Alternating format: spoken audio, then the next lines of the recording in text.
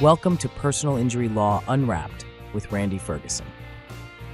Hi, everybody. Welcome to Personal Injury Law Unwrapped with Randy Ferguson.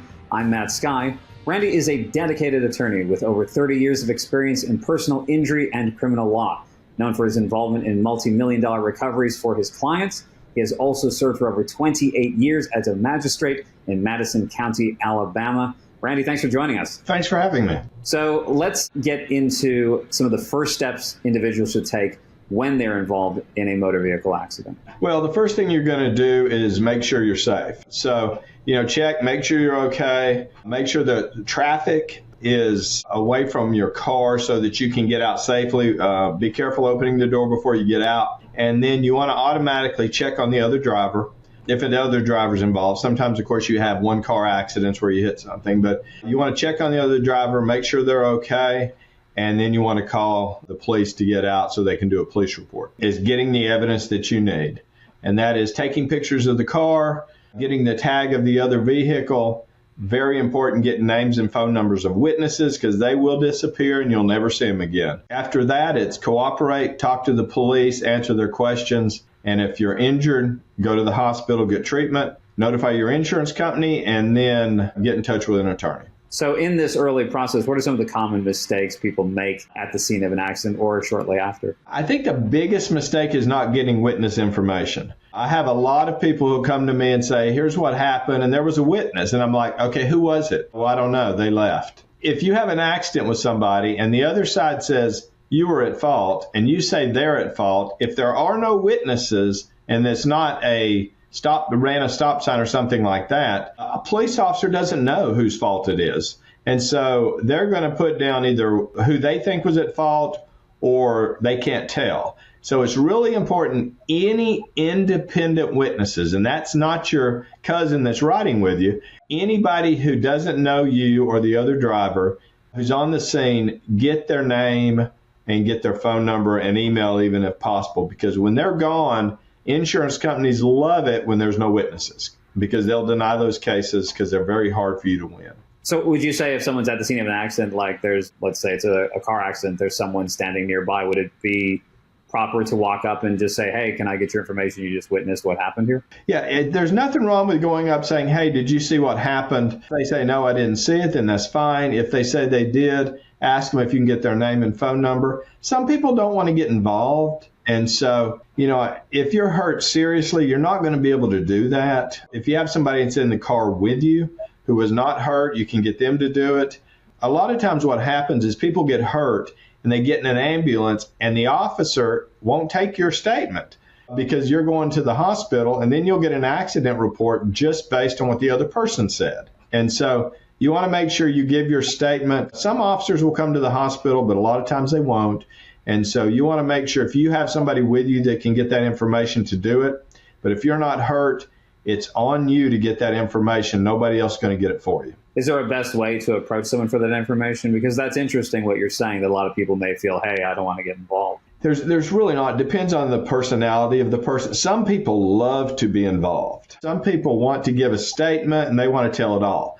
Some people don't want to because they're afraid they'll have to go to court, and people are scared of going to court. So it just depends on the person. If they stand there for a while and they're helping you and doing things, a lot of times they're willing to give you a statement. If they're just kind of standing back, you're probably going to have to approach them and just ask them if they saw what happened. And if they did, ask them if they can get the information. If not, doesn't hurt when you walk away and they turn, get a picture of their car, get a picture of their tag, something that IDs that person in case your attorney needs to get in touch with them. So you could even photograph, say, like the license plate of someone nearby, right? Oh, yeah. Any car that stops, I would get a picture of their tag because you just never know if they saw it or not. But that way your attorney can find out who it is if they don't give you their name, and they can at least talk to them and see. Beyond that, what information should individuals collect at the scene, and obviously to help with insurance claims and then any potential legal proceedings? Well, you want the other person's name, phone number. You definitely want their insurance company information. They should have their card with them. Some people have it on their phones. You want their information. You get the witnesses, of course. You want to take pictures of your car, all damage. You want to get pictures of their car plus damage. Oftentimes you'll get somebody who'll say, well, my car, all this is damaged, but some of the damage was already to their car. So you want to make sure you get complete pictures of their car. You can take pictures of the scene where the cars are all sitting, and sometimes you get the people's pictures in those too. You want to make sure you tell the officer if you're hurt. You want to tell them, that you're injured or you're having back problems or whatever. Most officers, if you don't say anything, are going to put on the report no injuries to any of the drivers. That hurts your case. So if you are hurting at all, or if you got cuts or scratches or anything, tell the officer that you're hurt, that you're going to go, either by car or by ambulance to the hospital. So it's on the police report. Remember, police report's hearsay. It's not admissible in court. It's basically the officer's observations and what he heard from the people. So, that's not going to be admissible in court. So make sure you talk to the officer, you know who the officer is, and you get your own pictures and everything, because you're going to be the one that needs them when you get to court. The officer, if they didn't take any, it doesn't help you at all. And in what way and how much should you speak to an officer too? Because sometimes when we hear just in a different area, with criminal defense, there's advice to very often say very minimal things to any officers you're working with. And when you get to court or when you talk to an officer's going to have an opinion as to how you acted. Were you cooperative? Were you polite? Did you answer all of his questions? If you're not, that can appear on the police report. That this driver was uncooperative, was yelling and screaming. Those things never look good, because the officer is going to come to court and he's going to have body cam.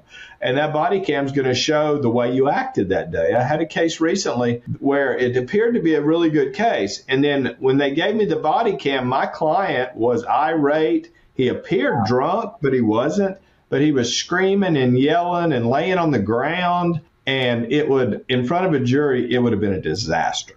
So, you got to understand that there may be other people watching you and filming you. There may be television crews on the scene, and the officers will have on body cam, and they'll have also cameras in their car. So make sure you're cooperative. Tell the truth to the officer. Now, there's always the issue of, were you drinking? Did you do something wrong? You don't want to admit fault to an officer. Everybody says, well, you don't want to admit anything at the scene. You don't want to lie to the officer, but you don't want to admit, yes, I ran the red light and hit somebody. And so, you want to be cooperative with the officer, but you don't want to just admit to the officer, because he's going to write that in the report. And you may be wrong. It may not be your fault. It may be a yield sign versus a stop sign or a red light, and you might have had the right of way, and you may have witnesses there that say it was the other person's fault. But if you told the officer it was your fault, that's what the insurance company is going to go by.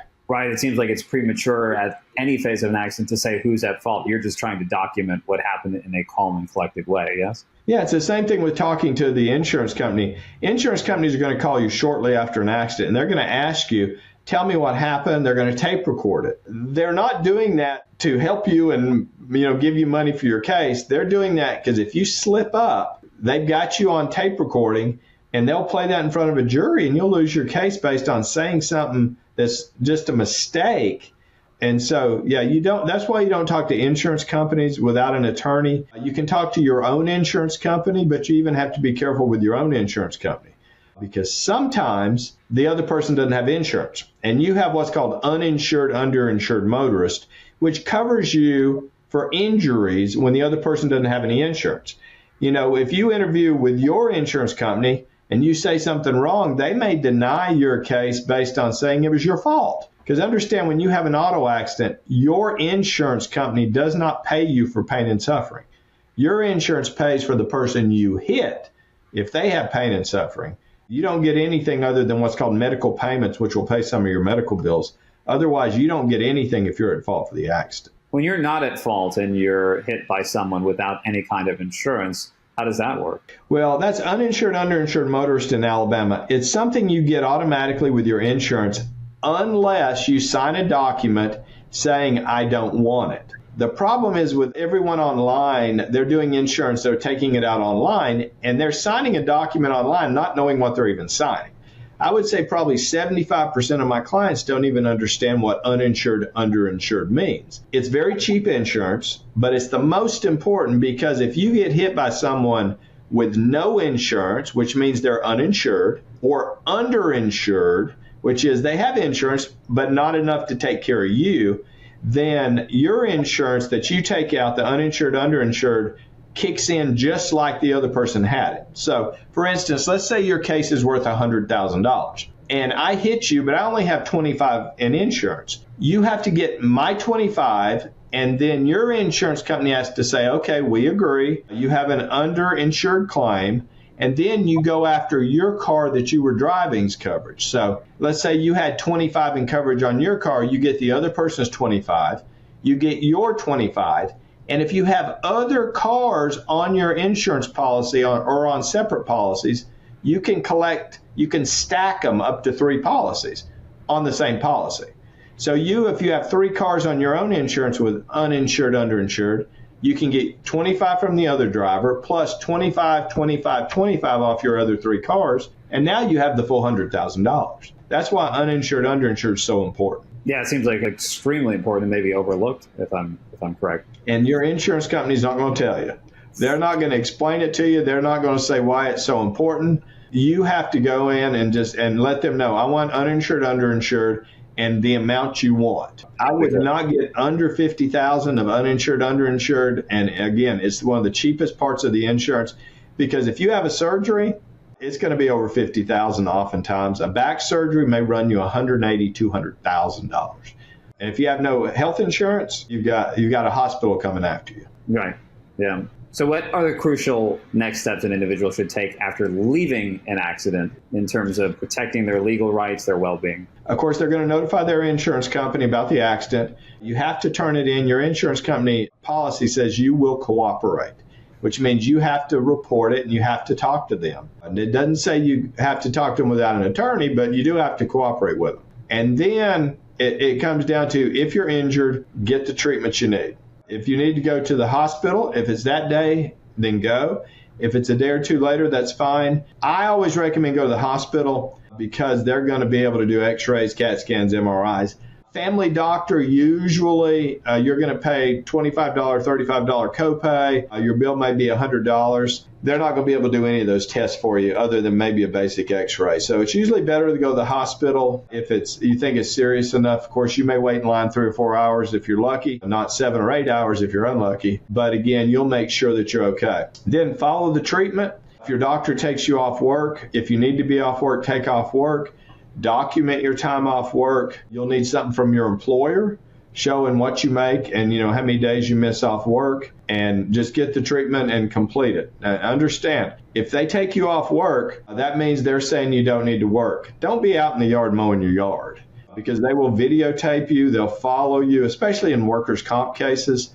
If your doctor says you need to be off work and you do, then rest and get well. Don't be outside or, running in the street and getting exercise. So when you've had a potentially serious injury, but symptoms aren't immediately apparent, you're seeing your doctor, what kind of tests should you ask for? How do you know to ask for certain tests? Well, again, it depends on your insurance also. Some insurance, you have to get approval depending on the insurance you have with your health insurance. Now, if you have medical payments on your car, again, they'll pay your medical bills. Normally, it normally pays $1,000, $2,000, or $5,000. That's what most people have. It'll pay up to that amount only. So when you see your doctor, if you're at the hospital, they'll normally look at you and they'll do the test, and they'll say, well, if you're not better in a couple days, you need to go see usually an orthopedic.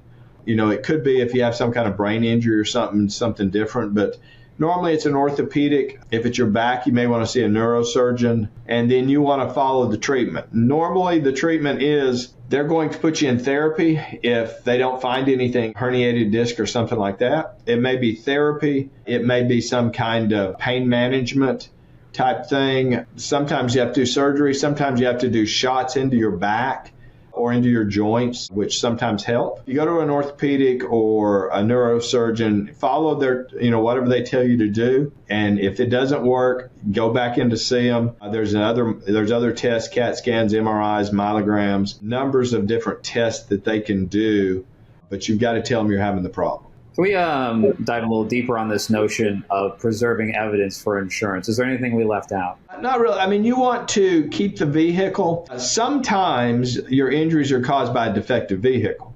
So you could have an accident where the brakes are defective, the airbags don't deploy, those kind of things. In those kind of cases, you need to make sure the car is kept by your insurance company or by you. A motorcycle case I did recently, it had a box on it that told how fast the vehicle was going and things. If they dispose of that car, there's not going to be able to pull the black box and see, if someone says you were going 90 and you were going 55, that black box can make a huge difference.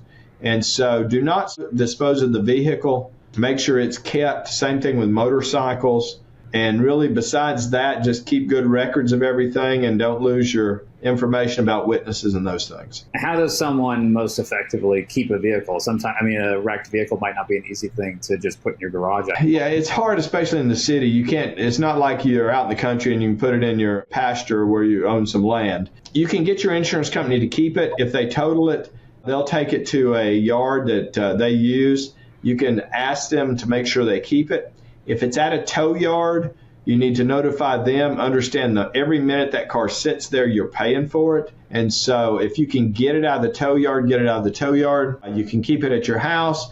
You can store it. You can get a storage facility to keep it. If the car's fixable, of course, you want to get the pictures and all that information before they fix it. And that's basically how you do it with a car. So is there almost no way to, let's say you don't have that ability to store it yourself. Is there a way to minimize incurring too many expenses while having it stored? There's really not, other than keeping it at your house or at a friend's house, or I've had friends who they have land and they'll put it on the land, who'll let them leave it there. But besides that, there's really not, unless your insurance company moves it to a facility, and that facility, your insurance company's paying for it. But again, they want to get it out of there as quick as possible. So you want to get your attorney out there to look at it as quick as possible. So as we wrap up, what's your key piece of advice for anyone involved in a motor vehicle accident?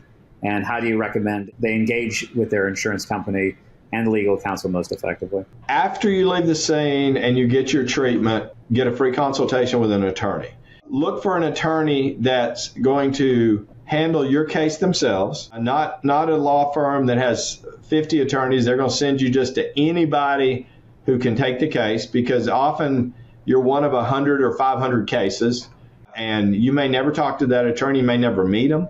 Make sure you have an attorney in the city where you're at so you can go to their office and talk to them, and they're going to return your calls. I get cases every day from Birmingham and other areas where people have said, well, I hired this attorney over the phone. They emailed me the documents. I don't even know who they are. I've never met them. And 18 months or almost 2 years in, they get a letter from the attorney saying, sorry, we don't want your case now, and they turn it down.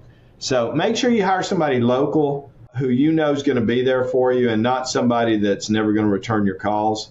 And then just follow the attorney's advice, and you'll turn out fine. Great advice. Everybody, thank you so much for listening to Personal Injury Law Unwrapped with Randy Ferguson. To learn more information or to connect with Randy, visit ferguson.com or find him on social media. Randy, thanks for your time today. All right, thank you.